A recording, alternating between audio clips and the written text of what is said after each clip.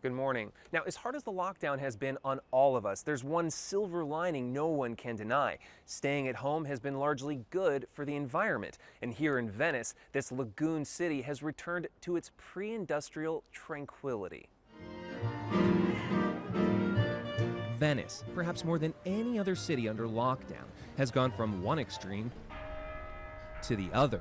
The Rialto Bridge, the Grand Canal, even St. Mark's Square deserted. Streets and canals usually awash with tourists, now so still, nature is filling the void, says ecologist Marco Sigovini. Look at there. Oh my gosh. Yeah, there he is under the ropes. Oh my gosh, with babies. Nearby, an octopus beneath a dock, schools of fish and underwater life, and jellyfish like the one we spotted. Hardly any boats to scare them away or to churn up cloudy sediment. The transformation so dramatic, the European Space Agency snapped these satellite images, taken 1 year apart.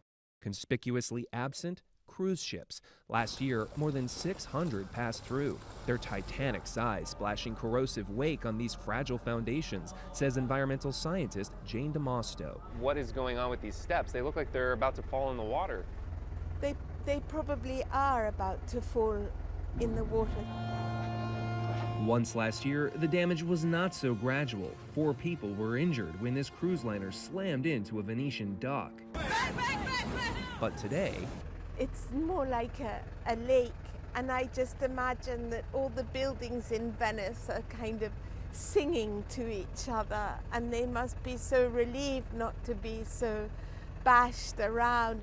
Without the ship's billowing exhaust, her team has also measured a marked improvement in air quality, though not without a cost.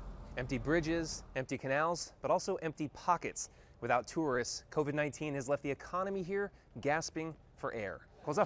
This fishmonger says he'll go bankrupt selling to Venetians alone. There's only 50,000 of them, compared to 30 million tourists who used to come every year. Something you can see clearly at night when the few lights on are of the few people who live here. The many homes with lights off, of the many tourists now gone. How bad? The mayor is desperate for them to come back. We're not dying of coronavirus, he tells business leaders at this demonstration. We're dying of hunger.